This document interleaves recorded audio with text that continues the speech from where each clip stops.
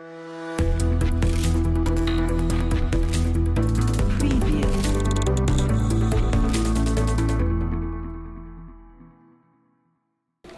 bonjour, je me présente, je suis Leila Kefi, la directrice générale déléguée du groupe SIM Santé.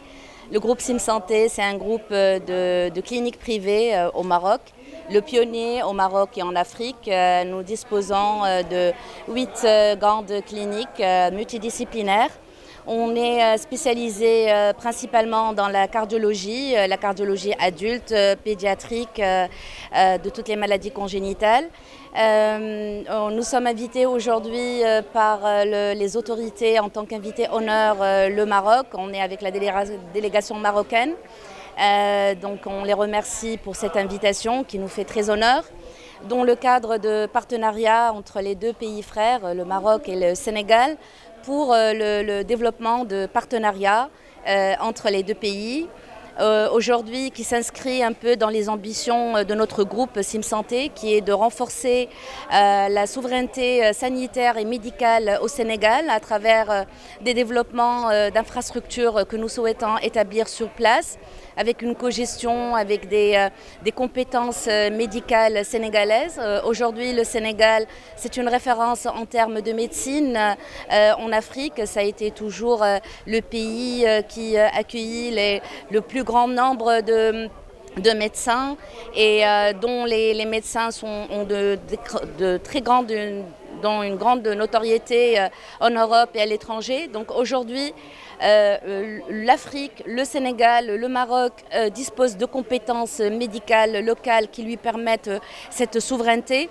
Aujourd'hui, SIM Santé souhaite mettre en œuvre son savoir-faire au niveau du Sénégal en mettant main forte pour améliorer la gouvernance, améliorer la formation paramédicale, mettre en place un écosystème qui permet de retenir nos compétences sur place, de leur donner les outils nécessaires pour pouvoir exercer leur art.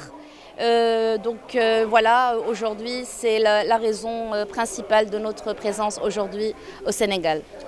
Aujourd'hui, comme on l'a dit, pour avoir une bonne gestion, une souveraineté en termes de gestion d'établissements de santé, on a besoin de compétences médicales. Et là, les compétences médicales, on l'a. On est connu ici au Sénégal d'avoir les bonnes compétences médicales et paramédicales.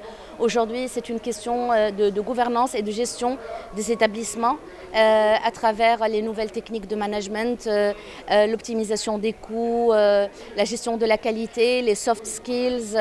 Voilà. Aujourd'hui, SIM Santé dispose aussi d'un centre de formation, SIM Santé Academy, qui fait, aujourd'hui, on peut considérer que parmi les raisons du succès du groupe SIM Santé, c'est d'avoir intégré la formation en continu au sein du groupe, en faisant des formations en continu, que ce soit pour le personnel administratif, paramédical, accueil, voilà, pour que vraiment on offre aux patients et aux citoyens des conditions de soins équivalentes à ce qui se fait en Occident.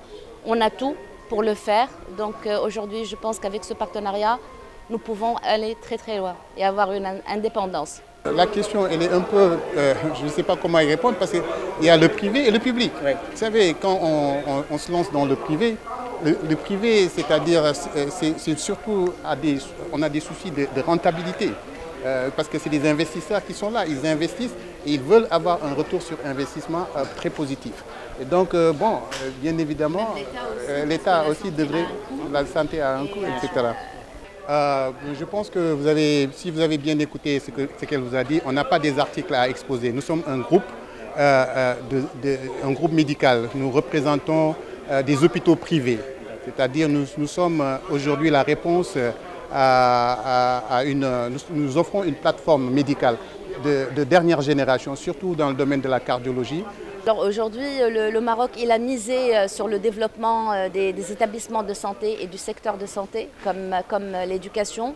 Et donc aujourd'hui, il y a eu un investissement massif au Maroc à travers les CHU, les centres hospitalo-universitaires vraiment de grande qualité et de grande taille, disposant d'hôpitaux de pointe. Il y a aussi les investissements dans les fondations Mohamed VI dans les hôpitaux qui sont aussi d'une très grande envergure, et l'encouragement du privé dans l'investissement. Donc aujourd'hui, le privé, il y a eu beaucoup de lois au Maroc qui ont permis aux investisseurs étrangers de venir investir. Aujourd'hui, le groupe Sim Santé, dans son tour de table, il y a des médecins marocains, fondateurs, la famille Chahra, qui sont connus en cardiologie, mais il y a aussi des investisseurs étrangers, des fonds d'investissement comme Vintage Capital et FinFund, des Finlandais, des Sud-Africains, qui ont ramené les fonds pour justement investir dans des infrastructures de grande envergure.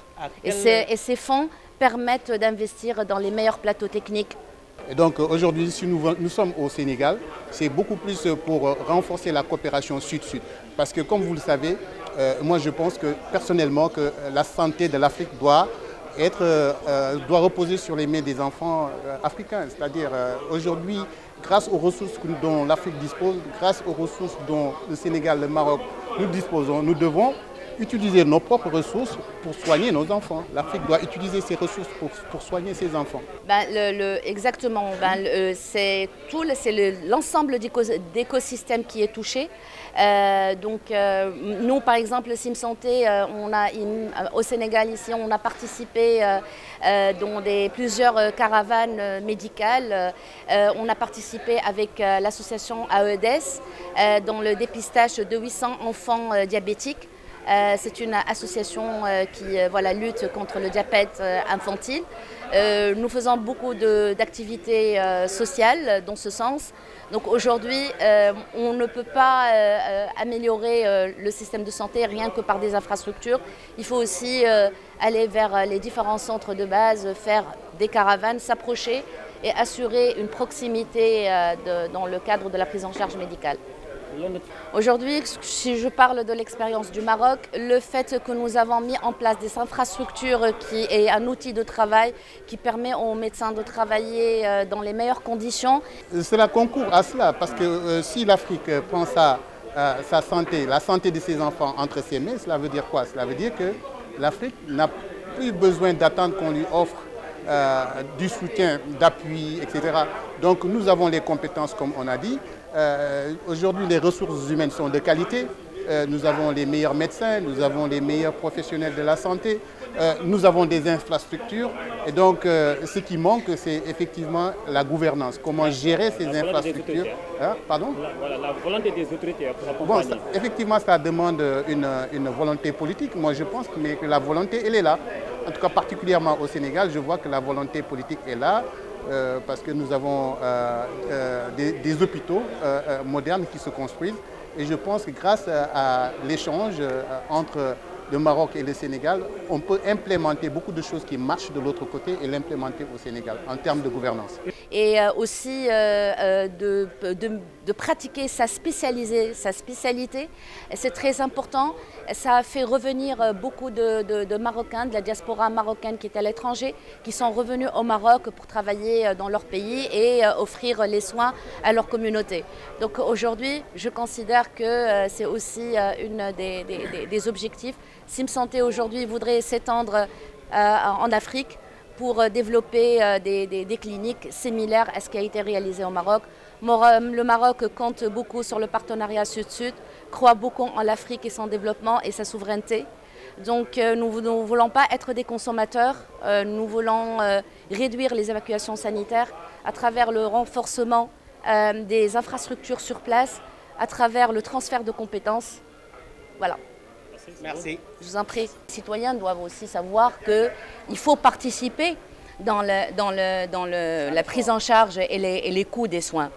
Soit à travers les cotisations sociales, qui permettent d'avoir des revenus pour pouvoir assurer la mise à niveau des établissements, le paiement des honoraires des médecins, du paramédical.